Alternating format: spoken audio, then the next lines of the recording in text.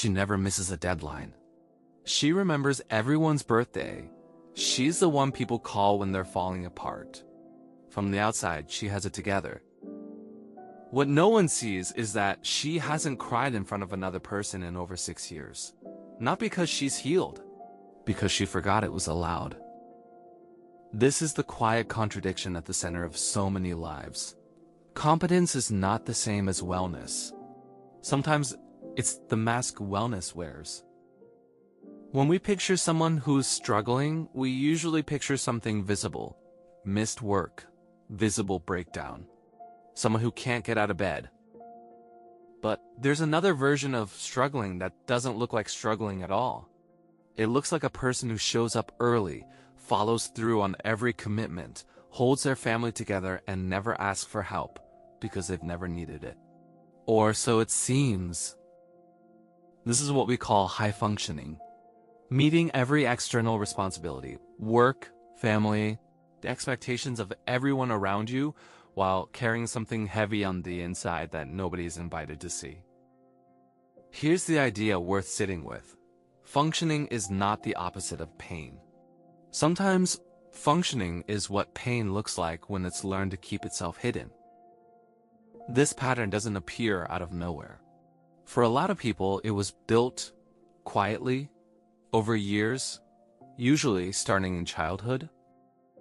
Picture a child who learns early that their needs are an inconvenience. Their sadness is met with impatience. Their fears met with "you're fine."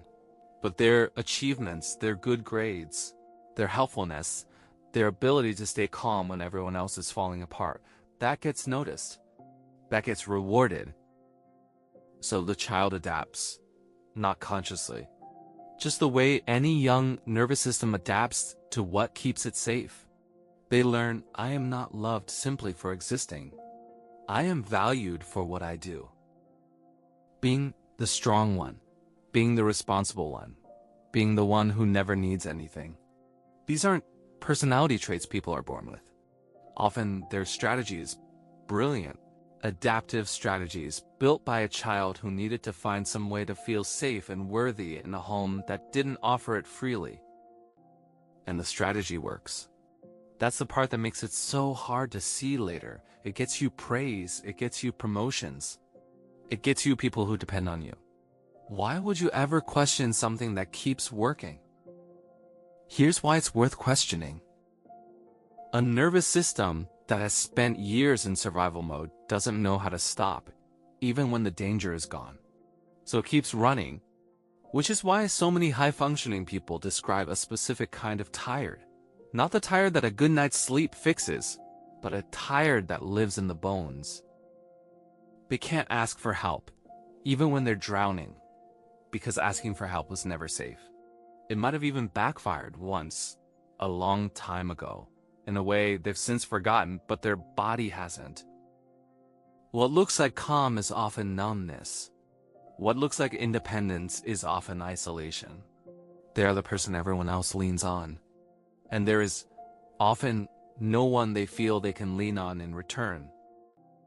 And because they function so well, this pain rarely gets named.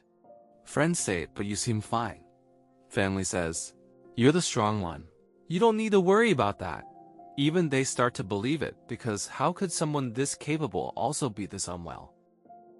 But capability was never proof of wellness. It was proof of adaptation. Here's the part that matters most. If this describes you, the goal isn't to feel guilty for functioning. That strategy kept you safe. It may have gotten you through a childhood, a family, a set of circumstances that genuinely required it.